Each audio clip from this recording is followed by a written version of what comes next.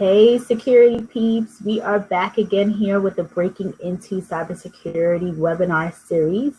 And I am here with my fabulous co-host, Christophe Foulon. Say hi to everyone, Chris.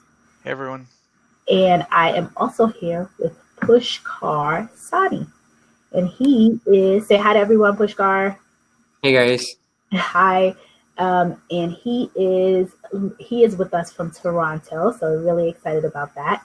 A little bit about the webinar, as you all who have been here before realize and know. Well, I am Renee Brown Small. I don't think I got to introduce myself. I am the author of Magnetic Hiring, and it's a book focused on cybersecurity recruiting. And one of the reasons why we started this webinar series is because both Chris and I have been getting a lot of requests about how to break into the industry.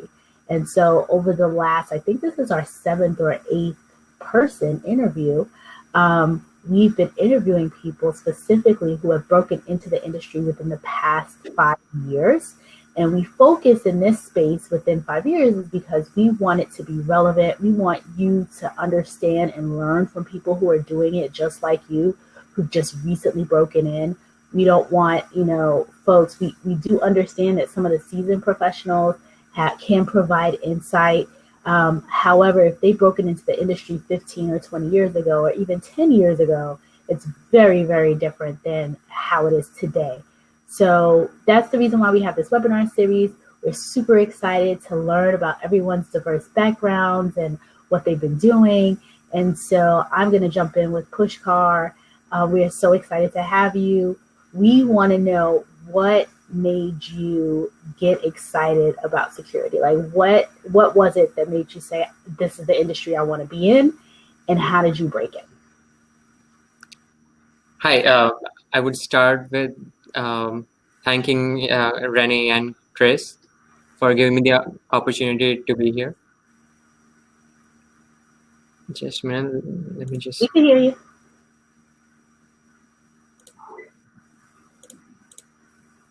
Yeah. So I would start with telling you how excited I got, how I got excited with technology in general. So there is a lot of things that go on in the background, and we're not completely sure of what really happens in the background. I wanted to explore more about the processes that go in the background right from when I graduated high school and got my bachelor's degree in telecommunication from India. And I wanted to build upon that information and knowledge that I got, and which is why I started my master's program at University of Pittsburgh in majoring in telecommunication and networking. So something about networking really excited me, and so it was something that nobody really talked about. People, all those packets, people are being able to communicate through Skype, through webinars like these, and how does it really happen? And nobody was talking about it. People usually were more concerned about software development, computer science, computer engineering. But I wanted to focus more on the underdog of the story, or if you can say that, which is networking. And once I got into networking, I was in a support or a maintenance role initially. And so I thought, since these companies, since data and information is such a crucial part of today's environment, and everything is online, and just a simple leak from a major company can cause such a can have such a huge impact on people's lives. And since I already had a good background in networking, I decided to leverage that information or that knowledge into a security role, since a lot of security on the infrastructure side, at least, has to do with networking. So that's how I personally got into cybersecurity, because I knew I already had some of the skill sets that were required for that industry, and I would be able to build upon that into my current role, which is a firewall cybersecurity engineer. Yeah, definitely. One of the things we talked about in prepping for this, but I definitely wanted to share with the audience, was that you've been working as a firewall engineer for a couple years now. So what aspects of being a firewall engineer and understanding that aspect of the infrastructure do you find beneficial as you move into trying to secure the infrastructure? So sorry, I had to remove my earphones. There was a little bit of echo. So during while working as a network administrator, helping out my IT team previously, I did get a lot of firewall experience, just daily maintenance and support, and so that is where I got my uh, got interested in firewalls, since firewall sits as the first level point of entry for all data points, all attacks or legitimate traffic into a company's network. So having experience with firewalls from an infrastructure standpoint, getting to know all the ports, getting to know how TCP/IP works, and how data travels between two endpoints situated in different parts of the world, really helped me prepare for my current position, uh, which is primarily related to firewalls. And firewalls as a whole is vast. There are different kinds of firewalls, like network firewalls and web application firewalls. So having knowledge about the basics really helps in understanding the broader aspects and in-depth aspects, if you can say that, of different kinds of firewalls. Interesting. I have a different question. What made you pick the University of Pittsburgh? Okay, that's a good question. So University of Pittsburgh has a pretty good academic and solid background when it comes to networking and telecommunication. Mm-hmm. It's ranked in the top 50 universities in the US, and since Pittsburgh as a city is a very growing city when it comes to startups and IT in general. So that's I did not feel the place is saturated as some other cities in the US. Also, also I did find a few people who I networked with on LinkedIn before joining the university, who gave me good reviews of the professors and the course structure, and it was something uh, that was something I wanted at that particular moment of time, and so that's why I ended up going to the University of Pittsburgh, and it really helped me in getting both my previous position and my current position. Right. So let's talk about that a little bit. What were some of the challenges as you moved from being an infrastructure support engineer for a firewall to your current position? Like, how many jobs did you apply for? What did you do that you thought was essential in getting you to where you are now? So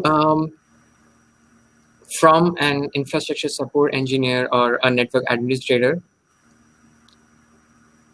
I applied to a lot of companies.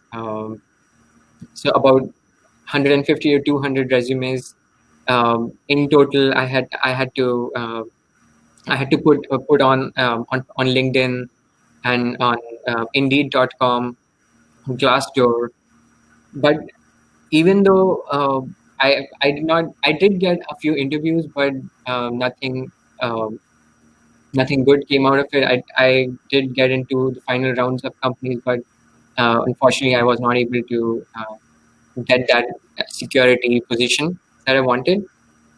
I realized just applying for resumes is not enough. I really needed to get myself out there, be talk to people personally.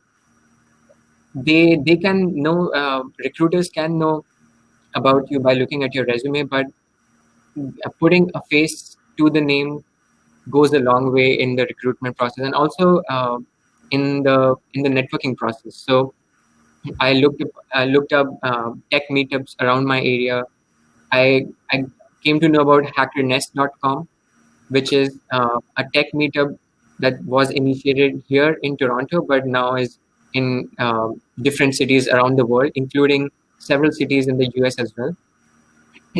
So I went to Hackernest Tech Socials, talk to people who are already working in the industry as software development engineers, cybersecurity engineers, uh, project managers, and there you meet a lot of different kinds of people with different backgrounds in those tech socials who want to know what's going on in the community.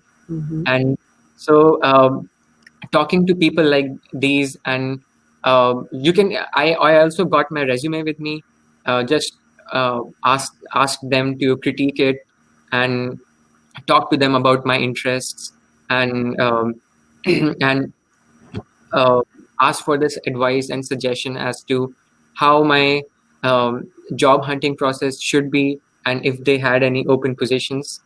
So Hacker Nest is something that really helped me. I in fact got a few interviews, and I met my uh, one of my colleagues at Bell through Hacker Nest. So he asked my manager to my current manager to look into my profile. He actually referred me to the manager and the recruitment and to the HR, who contacted me eventually. So Hacker Nest really helped me. I'll just post the link to Hacker Nest if anyone wants to have a look at how it is, and if what's the nearest Hacker Nest near your city. In addition to Hacker Nest, I realized that getting degrees or academic education is not enough. I needed to prove to recruiters how I can benefit them, not from a degree, but my drive. So which is why I started my own blog site. I realized that there's a lack of communication between the tech community and normal users when it comes to security. So regular users, when they hear about huge Facebook hacks, they don't understand how it will affect them personally, and which is why I started my own blog site, and which focuses on taking input from different leaks and data breaches happening around the world, and putting it in words that regular users will understand. So I remove all the technical jargon from it, and make sure that regular people, and I get feedback on it from time to time, they are able to listen and follow it without removing all the technicalities.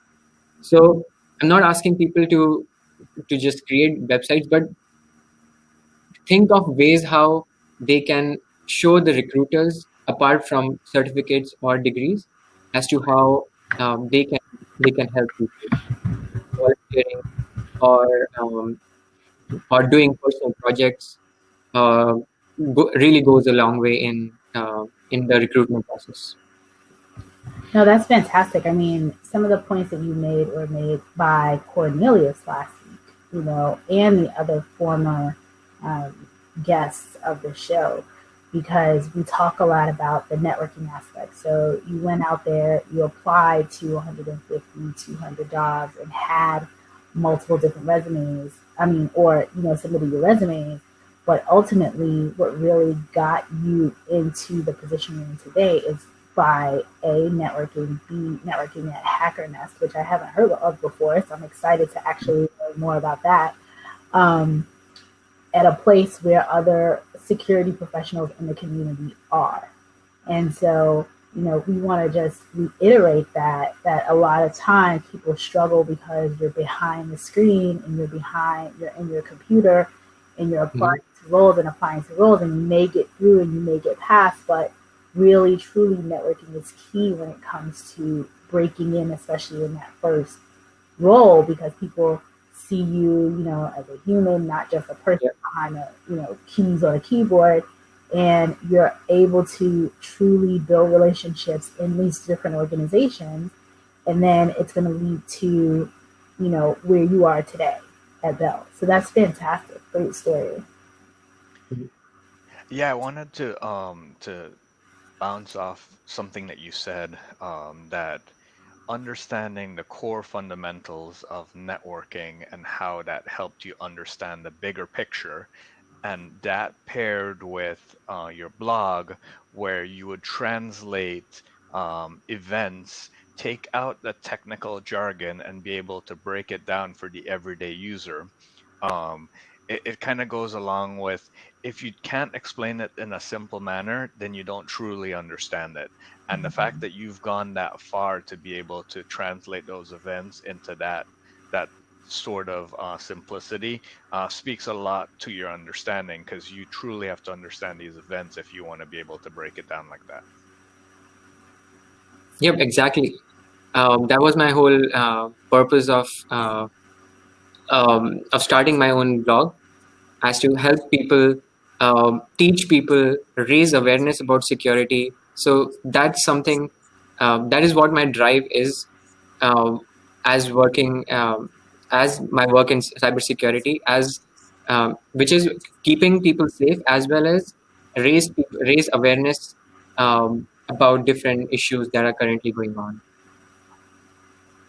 No, such a good point. I mean, Cornelius, I think, said the same thing last week, because he has a blog. No, he has a podcast, and he's doing kind of similar, where also taking the tech jargon, really explaining to folks, to people who are not in the industry, that it does not have to be this difficult. And I think I say this probably every week, that I had my former CISO used to always say, this is not rocket science. So when you really dig down, break down the jargon, and you're able to explain it to someone and use analogies and really be able to break it down, then like to Chris's point, you actually, it shows that you know what you're talking about. And then you're helping to educate so many people who likely don't know what cybersecurity is. Like there's so many people that have no clue as to what cybersecurity actually, even is. So great blog. I can't wait to check that out too. I have one question for you. So in addition to your educational background, are there any resources that you utilize to either stay up to date with the changing industry, or learn new skills, or learn new concepts that you wanted to share with individuals? Sure, yeah, definitely. So there are popular blogs and websites, namely Krebs on security, Schneier on security. So these are popular blog sites that I follow. Krebs, Brian Krebs, who's the author of that website, does research by himself. He just doesn't post information from actual hacks, but does his own research into how companies are really handling the security themselves. And it's a pretty informative, and that is where that was what my first step into cybersecurity was, as to follow people who actually work in cybersecurity and work to raise awareness within people and other cybersecurity folks. So in addition to these two blogs, I go to Google News, and filter out my interests. So once you start looking at cybersecurity news, the AI uh, changes your starts changing your news to the items that you are interested in, and so you keep getting more and more of the same stuff that you like. So also, in addition to all of that, Wired.com has pretty good informative technical articles, both technical and non-technical articles about cybersecurity and how it affects individuals. And in addition to that, the hackernews.com is also a pretty good resource uh, to, to be up to date in cybersecurity. So, and lastly, Twitter. Twitter uh, is a great tool if you follow the right people. I follow a few security researchers and security bloggers who keep posting the new vulnerabilities that they have recently found, and post sometimes they post a long description and um, a huge article on how they went about finding that particular vulnerability step by step. So someone who wants to be an ethical hacker or a penetration tester would really benefit from those from following these particular people. Excellent. Now you touched on some really popular and good resources that when I was breaking into security, my CISO said, gave me a list. Chris is like the king of this stuff. He has multiple lists of podcasts and resources and books to read and all that stuff. So he'll chime in, but we always provide, like you said, to your point, one of the very first things you want to do is understand what's going on in the industry and really read from those folks that have been doing this for a long time. Brian Krebs, I don't know if it's Krebs or Schneider. Which one of them was a Washington Post reporter? I think it was Krebs. I'm sure. No, I think it's Schneider. Schneider? Yeah, Krebs is more on the ethical side. Okay. So, he was a reporter reporting on this stuff for years, reporting in the security space. So definitely, learning and understanding, getting that knowledge and really understanding what people are saying out there in the industry and what's happening, specifically because everything moves so quickly. So staying on top of that. And like you said, with Twitter, a lot of folks I know are very much, they put the vulnerabilities out there. They hear a lot of what's going on from Twitter. And honestly, what I've been learning too is after speaking to a lot of the folks in security, LinkedIn is becoming a very popular place too. So definitely one of the areas where people are really pushing out the info a lot and using LinkedIn a lot more than Twitter recently. So that's what I've been hearing anecdotally.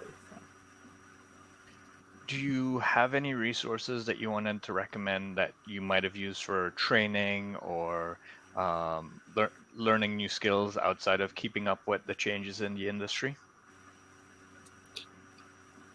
I would say popular online training websites like udemy.com, cybersecurity.it. So these are the two websites mainly that I follow. If I have to look at any videos or try a new course in a new way, for example. So for example, I had to recently work on F5 big IP firewalls, web application firewalls, and I found a pretty good video on Cybersecurity, which was exactly what I wanted on F5 and the particular big IP system. So it's got pretty specific information and videos on cybersecurity related articles, and I would definitely recommend anyone for these two popular websites. And in addition to the different resources that I mentioned in my previous answer, like you mentioned, Renee, LinkedIn, and specifically the people who you post about, who you guys post about, who have recently completed a new certification, or recently like me, who have recently broken into cybersecurity. I um, I have reached out to individuals like that from the profiles that you posted, and a lot of them have responded positively during my job hunting phase, when I was looking for any kind of advice that would give me that edge in the industry. And those people have really helped me in some of them have given me the same resources that I'm giving you right now. I found about hackerness from one of the people that you had shared, I think. Yeah. So that was something I would suggest not to hesitate. Don't hesitate in asking out people about their suggestions, and don't hesitate to reach out, even if you're not someone who even if you're someone who doesn't like talking to a lot of people. Don't hesitate in reaching out to people and asking for their help. That's probably true of a lot of security and tech folks as a whole. Yeah. Reaching out, asking for help is not the easiest thing to do. However, learning from all of you all, I said it last week, it's pretty fascinating when I hear your different backgrounds and the types of the types of things you did prior to breaking into the industry. Number one. Number two, we always talk about this. I mean, Chris talks about this probably every week, with the additional, because every time we come on, someone says that they utilize the community and that so many people are so willing to help. I mean, last week Cornelius was on and he talked about reaching out to Chris Roberts, who we've all reached out to, who's at the pinnacle of his career. Like, he is a leader in this space, but he always responds to newbies asking, for insight about how to break into the industry. He was one of the first people in this webinar, so not breaking into webinar, but breaking into cybersecurity. But, I was like, how did I, how did this celebrity just come on and be on this webinar? And he was like, I'm just being me. Like, he's just such a cool person. And the more we reach out and share stories, the more people don't feel like they're in a vacuum, or they are, losing their minds or getting discouraged or what have you because of one thing or another, which usually is around, I'm trying to break in, I don't know what to do next. And so having this network, and I'm so happy that you reached out to these other people and that you guys are like forming this community within our little breaking into cybersecurity community, because next year I can't wait to do like the alumni, like when you guys are like 5 years out and then come back and say, oh, when I first broke in, or a year later when you come back around, it's like, what have you learned, what have you done, what's new, that kind of thing. So I'm super excited, and I'm happy to hear that everyone's connecting with each other and sharing more and more knowledge behind the scenes. I think that's phenomenal. If you had one piece of parting advice to share with someone, what would it be?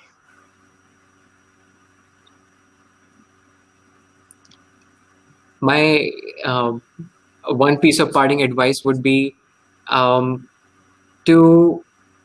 find your drive as to how and why, what you want to achieve by becoming a cybersecurity individual. My drive was raising awareness, helping out people, and finding that particular niche.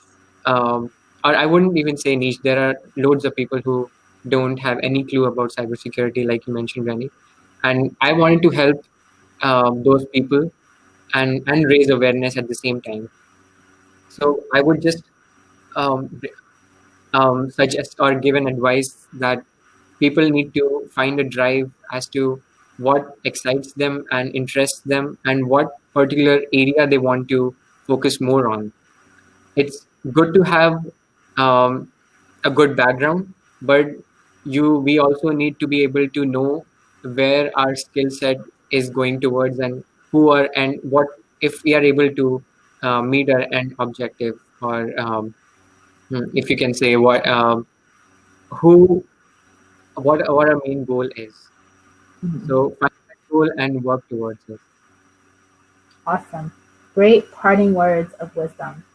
So it is 30 minutes on the dot, and I want to be cognizant of everyone's time. So I want to thank you again, Pushkar, for being our guest, sharing some awesome insight and providing us with some. I actually have never heard of Hacker Nest. So Chris, have you? I have not. Yeah, Yeah, I've heard of many meetups, but not that one. Me too. So I'm excited to dig in and learn about that. So we learn something new every single week. And Pushkar, I'm happy that you were here providing us with all this great information. Chris, my fabulous co-host and brother from another mother, we will see each other again next week. And I don't know if we have a guest yet scheduled, but we'll have someone on.